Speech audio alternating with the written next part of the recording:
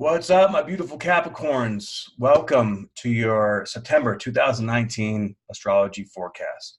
I am your host, Spiritual Bodybuilder, and these are coming out a little bit late and running into some technical difficulties. I sincerely apologize, but nevertheless, let's get into it. So the big news this month is Saturn going stationing direct on September 18th. Now, Saturn is your ruling planet, so this is a very powerful energy for you, and being a Capricorn, it's in your first house. So that means that it's your identity. It's who you are at a DNA level is being transformed. It's like, this is really like ascension energy. It's the process of massive, deep growth. This is like, Saturn is like that difficult professor in your PhD course that will never give you an A because he knows that you can do better, or the drill sergeant that just won't leave you alone. And because he knows he can see the bigger picture, he can see deep down what you have more and deeper than you can. So if you've been going through things, especially lately in the last 6 months, while Saturn's been retrograde, it's been going over all these lessons in the middle, in the second decan of Capricorn. So, you know, the first decan is all this new shit coming in. The second decan is, you know, figuring it out, balancing out. The third decan is mastery of that particular sign. Okay, so this transit really for you guys is self-mastery. It's really getting to that point where you've been trying to get to for a very long time now, especially with Pluto there too, I mean, and the South Node. This is letting go, a lot of letting go right now, and especially with Jupiter being in the 12th house, it's uncovering a lot of unconscious stuff.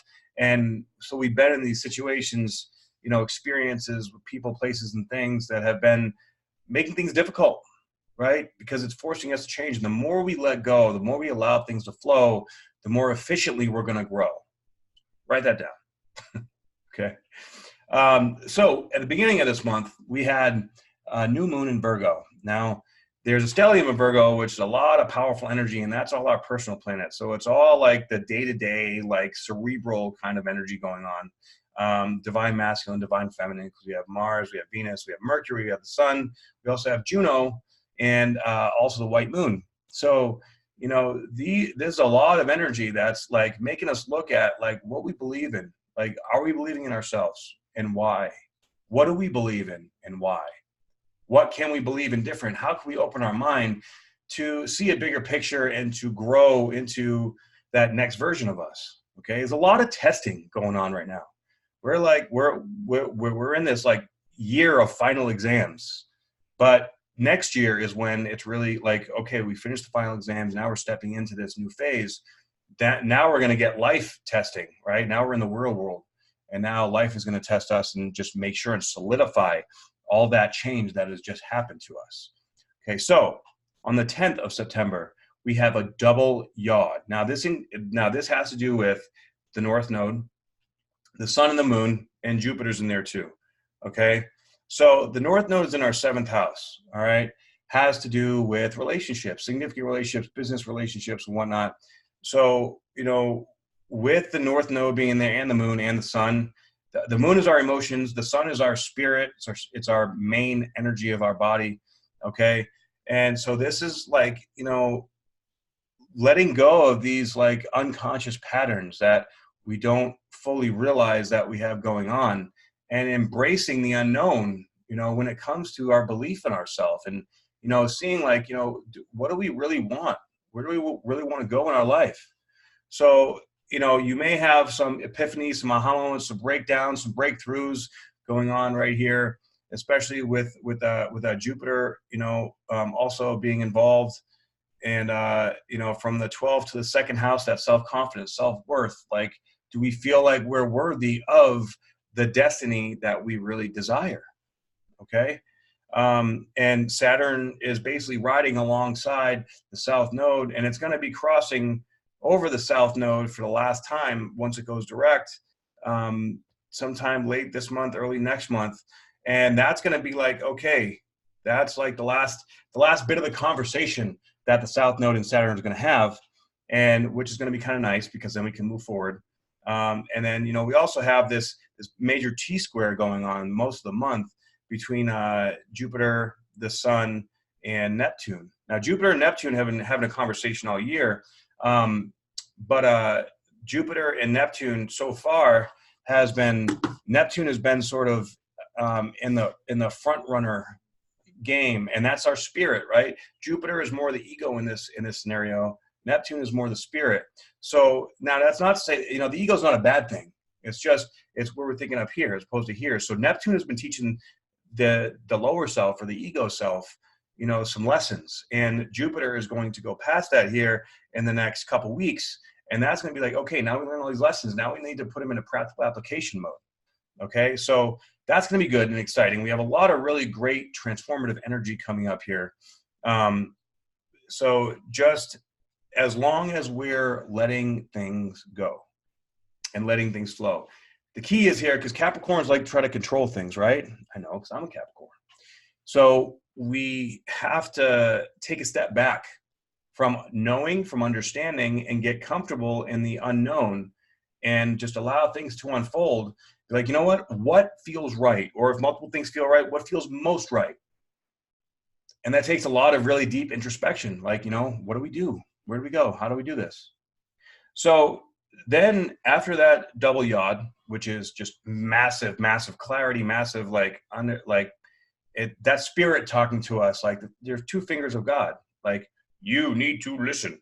Okay. So listen up. Then we have the full moon in Pisces on the 13th. And that's going to be in our third house. Okay. Communication.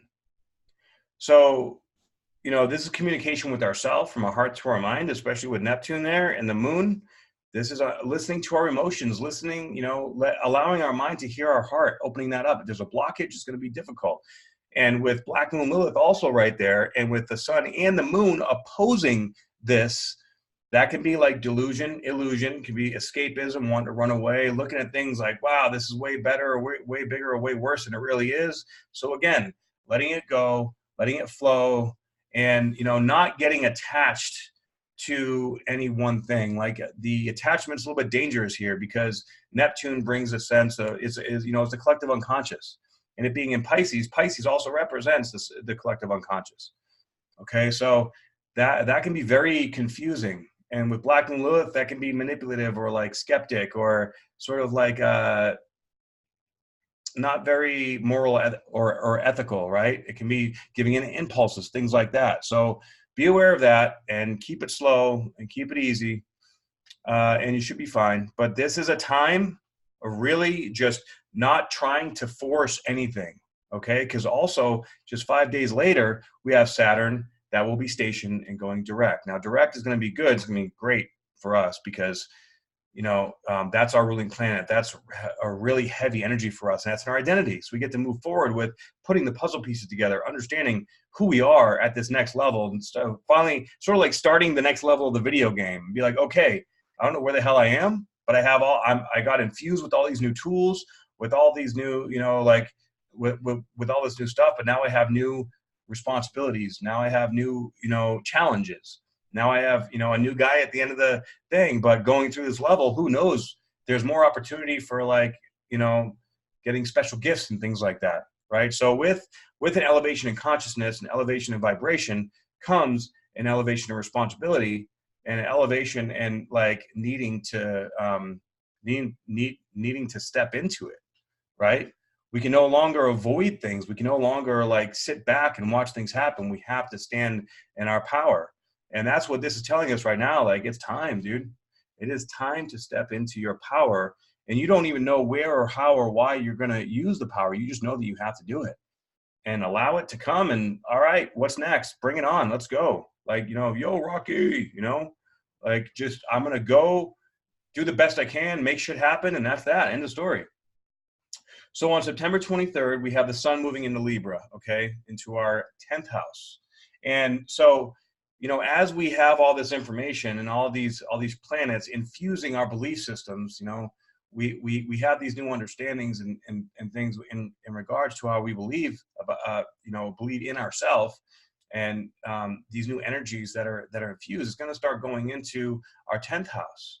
And, that the 10th house is all about life purpose, all right? And us Capricorns, we are all about the life purpose, right? So we have all the planets. We're going to have a stellium going on in Libra in our 10th house. So we're going to want to, you know, represent, get out there. We may, you know, want to start to write a book or start to, you know, have a YouTube channel, or, you know, like speak our truth, or we're going to feel like this drive, this passion to get out there, to make it happen. So, you know, let this come. If we try to control it, we'll suppress it. Okay. Also, too, because this new moon on the 28th of September is almost exactly opposed to Chiron in our 4th house. So this is going to bring up some, you know, home and family stuff, right? Are we able to balance things out? Is, you know, what issues are going on? And that's a very vulnerable energy.